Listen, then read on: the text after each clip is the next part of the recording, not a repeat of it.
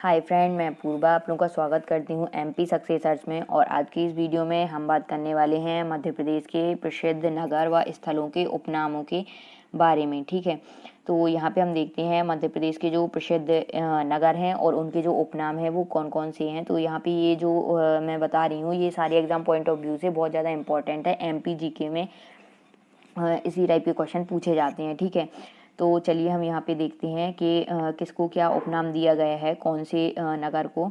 ठीक है, तो यहाँ पे सबसे पहले हम बात कर लेते हैं संगमरमर नगरी या मार्बल सिटी के बारे में। तो आप देखिए यहाँ पे कि जो संगमरमर नगरी या मार्बल सिटी है इसको मतलब उपनाम है, तो ये किसका उपनाम है, तो ये है जबलपुर का। ठीक है, जबलपुर।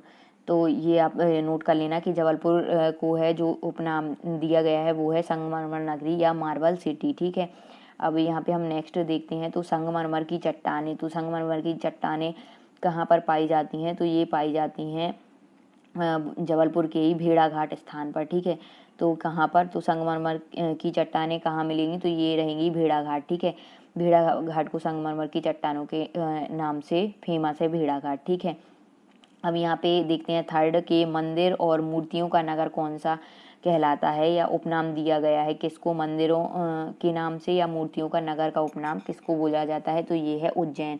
उज्जैन को हम क्या बोलते हैं, मंदिरों या मूर्तियों का नगर बोलते हैं उज्जैन को। ठीक, तो ये आप नोट कर लेना।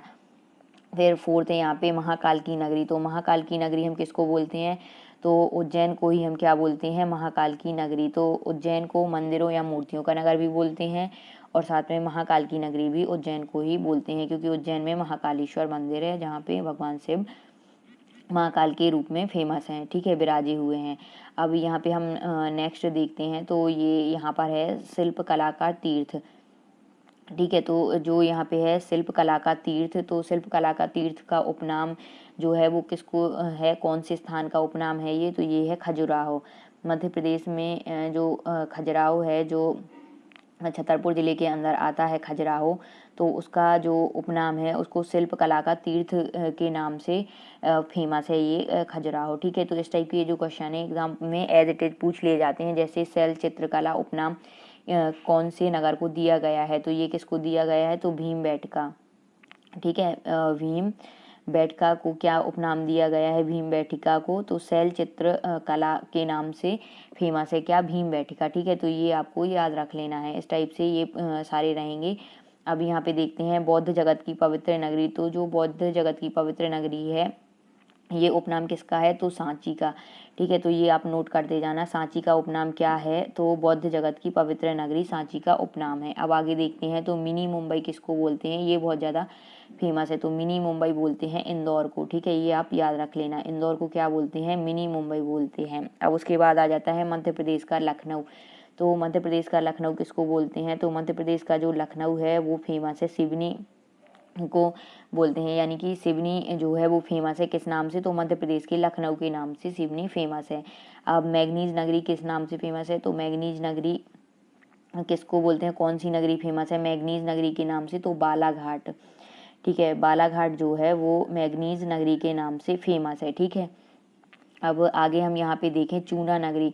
तो मध्य प्रदेश की चूना नगरी के नाम से कौन सी नगरी फेमस है, तो वो है कटनी। कटनी जो है मध्य प्रदेश की वो चूना नगरी के नाम से फेमस है। ठीक है, तो ये भी आपको नोट करना है, ये सारे बहुत ज़्यादा इंपॉर्टेंट है, सब ही आपको याद रखने हैं और प्रीवियस ईयर एग्जाम पेपर वगैरह में मैंने देखे हैं इस टाइप के क्वेश्चन पूछे जाते हैं। ठीक है, अब यहाँ पे देखते हैं आनंद नगरी या सिटी ऑफ जॉय किसको बोलते हैं, तो जो मांडू है उसको हम क्या बोलते हैं, आनंद नगरी या सिटी ऑफ जॉय। ठीक है, तो ये भी आपको नोट कर लेना है। अब आगे हम यहाँ पे देखें कि गेहूं का भंडार। तो गेहूं का भंडार के नाम से कौन सी नगरी फेमस है, तो यहाँ पे जो मालवा है मध्य प्रदेश का मालवा क्षेत्र वो किस नाम से फेमस है, तो यहाँ पे उपनाम जो है मालवा का वो गेहूं का भंडार से फेमस है। ठीक है, अब आगे देखें हम तानसेन की नगरी। तो ये भी बहुत ज़्यादा पूछ लिया जाता है, इंपॉर्टेंट है कि तानसेन की नगरी कौन सी, मतलब कि तानसेन की नगरी का उपनाम किसको दिया गया है, तो ग्वालियर नगर को जो है वो तानसेन की नगरी का उपनाम दिया गया है। ठीक है, तो यहाँ पे क्या हो जाएगा, ग्वालियर। ग्वालियर नगर को तानसेन की नगरी भी कहा जाता है। ठीक, अब यहाँ पे है संगीत नगरी। तो संगीत नगरी कौन सी है, तो मेहर।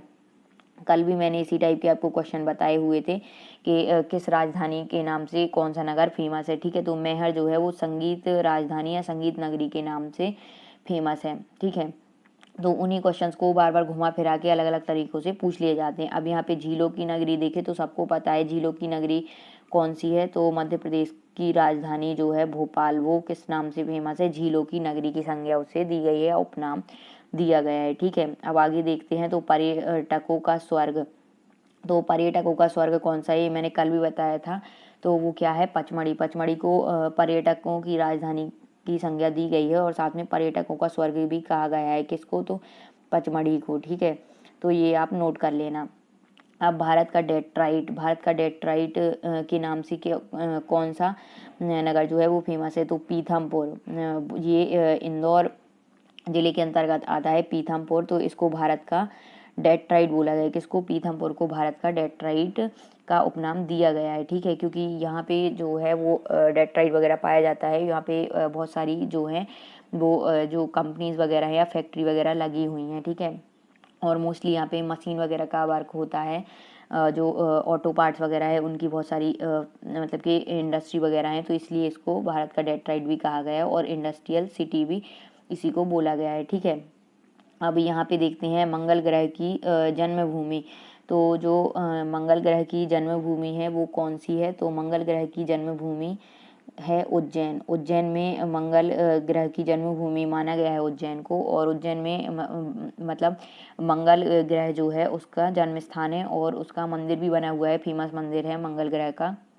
तो अगर आप लोग उज्जैन जाएं तो वहाँ मतलब दर्शन जरूर करें मंगल ग्रह का जो मंदिर बना हुआ है। ठीक है, तो अब आगे देखते हैं यहाँ पे पवित्र नगरी। तो पवित्र नगरी कौन सी है, तो उज्जैन को ही पवित्र नगरी का उपनाम से दर्जा दिया गया है। ठीक है, तो उज्जैन को पवित्र नगरी बोलते हैं। मंगल ग्रह की जन्मभूमि उज्जैन, महाकाल का जो मंदिर है तो महाकाल की नगरी बोलते हैं। मंदिरों और मूर्तियों का नगर भी उज्जैन को ही बोलते हैं मध्य प्रदेश में। ठीक है, अब आगे देखते हैं हम यहाँ पे कि अहिल्या नगरी।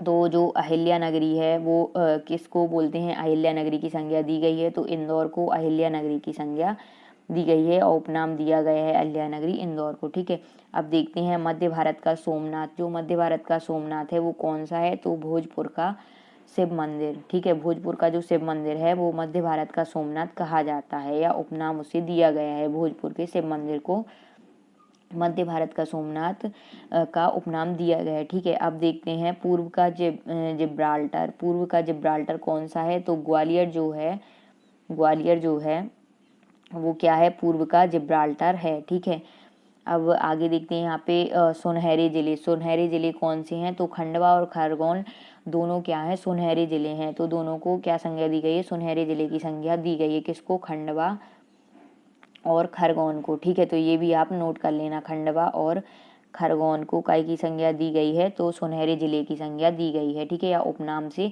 जाना जाता है। ठीक है, अब मध्य प्रदेश की गंगा अगर हम देखें प्रदूषण के आधार पर, तो मध्य प्रदेश की जो गंगा है वो कौन सी है, प्रदूषण के आधार पर अगर देखें तो वो कौन सी होगी, तो यहाँ पे बेतवा होगी। बेतवा मध्य प्रदेश की गंगा कही जाती है प्रदूषण के आधार पर, क्योंकि जो बेतवा है वो मध्य प्रदेश में सबसे ज़्यादा प्रदूषित नदी है। ठीक है, मध्य प्रदेश की। अब यहाँ पे बात करते हैं मालवा की गंगा। तो मालवा की गंगा किसको बोलते हैं, तो क्षिप्रा को बोलते हैं। ठीक है, क्षिप्रा को क्या बोलते हैं, मालवा की गंगा बोलते हैं, क्योंकि जो क्षिप्रा है उसका उद्गम स्थल मालवा से हुआ है। ठीक है, मालवा क्षेत्र से, और ये उज्जैन के पास में बहती है। ठीक है, अब यहाँ पे देखते हैं कभी कभी ये भी पूछ लिया जाता है कि उज्जैन जो नगरी है वो किस नदी के किनारे बसी हुई है, तो क्षिप्रा के। ठीक है, अब यहाँ पे देखते हैं रीवा। तो रीवा जो है उसे क्या किस से संज्ञा दी गई है, तो यहाँ पे सफ़ेद शेर की भूमि का जो उपनाम है वो रीवा है। रीवा को सफ़ेद शेरों की भूमि कहा जाता है। ठीक है, किसको, सफ़ेद शेर की भूमि। तो ये भी आप नोट कर लेना, सफ़ेद शेर की भूमि किसको है उपनाम, तो रीवा का। ठीक है, अब यहाँ पे आगे देखते हैं तो कपड़ों का शहर। तो कपड़ों का शहर क्या है, तो कौन सा है, तो कपड़ों के शहर से जो फेमस है वो कौन सा है, इंदौर। इंदौर कपड़ों के शहर के नाम से फेमस है। ठीक है, या उपनाम दिया गया है इंदौर को। अब महलों की नगरी। तो जो महलों की नगरी है वो किसको बोलते हैं, तो मांडू को, क्योंकि मांडू जो है उसमें मध्य प्रदेश में सबसे ज़्यादा जो महल वगैरह हैं वो मांडू में ही स्थित हैं। ठीक है, इसलिए इसे महलों की नगरी का उपनाम दिया गया है। अब भोज नगरी तो भोजनगरी किसको बोलते हैं, तो धार को जो है वो भोजनगरी का उपनाम दिया गया है, क्योंकि जो धार था वो राजा भोज ने बसाया हुआ था और राजा भोज वहीं पर रहते थे। ठीक है, अब यहाँ पे देखते हैं डायमंड सिटी। तो जो डायमंड सिटी है वो उपनाम है किसका है, तो पन्ना नगर जो है उसका उपनाम क्या है, डायमंड सिटी है। अब आगे बात कर लेते हैं मध्य प्रदेश का स्विट्जरलैंड। तो मध्य प्रदेश का जो स्विट्जरलैंड है वो कौन सा है, तो यहाँ पे मध्य प्रदेश का जो स्विट्जरलैंड होगा वो सागर होगा। ये आप याद रख लेना, ये इम्पोर्टेंट है। ठीक है, मध्य प्रदेश का स्विट्जरलैंड कौन सा है, तो सागर।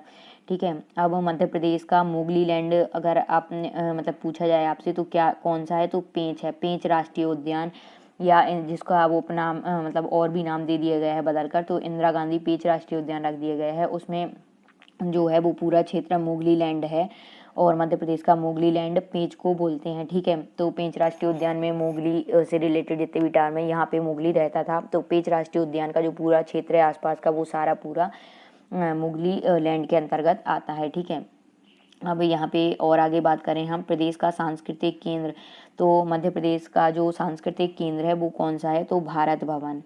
ठीक है, भारत भवन जो है उसको मध्य प्रदेश या प्रदेश का सांस्कृतिक केंद्र से उसका उपनाम दिया गया है। ठीक है, इस टाइप से ये जो इम्पोर्टेंट टर्म थे प्रसिद्ध नगर और उनके जो स्थल वगैरह हैं उनके उपनाम, तो इस टाइप से ये आपको नोट कर लेने हैं और याद रखने हैं, क्योंकि ये एज इट इज एग्जाम में पूछ लिए जाते हैं, एग्जाम पॉइंट ऑफ व्यू से बहुत ज़्यादा इंपॉर्टेंट है। ठीक है, तो आपको ये वीडियो कैसी लगी, प्लीज़ वीडियो को लाइक करें, ज़्यादा से ज़्यादा शेयर करें। अगर आपको कोई भी डाउट है तो आप लोग कमेंट बॉक्स में पूछ सकते हैं। ठीक है, तो इस टाइप से ये जो मध्य प्रदेश के प्रसिद्ध नगर व स्थलों के उपनाम थे, तो ये पूरे 34 थे और मैंने ये आपको बता दिए हैं। और भी कोई होंगे तो मैं आपको इसी टाइप की लेटेस्ट वीडियो और लाती रहूँगी। वीडियो को ज़्यादा से ज़्यादा लाइक करना है, शेयर करना है और चैनल पर जो नए हैं चैनल को सब्सक्राइब करना है। Thanks for watching my videos, please like share and subscribe.